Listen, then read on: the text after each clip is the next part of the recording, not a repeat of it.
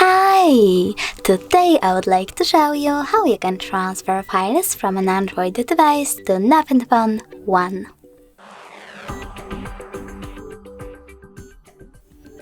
First of all, you need to access Play Store on both of them and install free app called Send Anywhere. Remember that it has to be from this developer. When it's ready, tap on Open.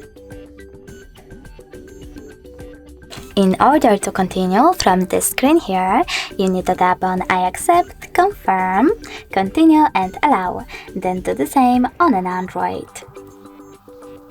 Now select Receive on iPhone and Send on Android smartphone. From here you need to tap on all of those dots and choose Send. This way you will select all of your files that you wish to send and do that later on. It will take a long time to do it now, so I will go into Photos, select only one, click on Send and tap on Got it. Now on iPhone, choose No Thanks and close this window. Finally, we have two ways to connect. We can input this key over here and then tap on Receive.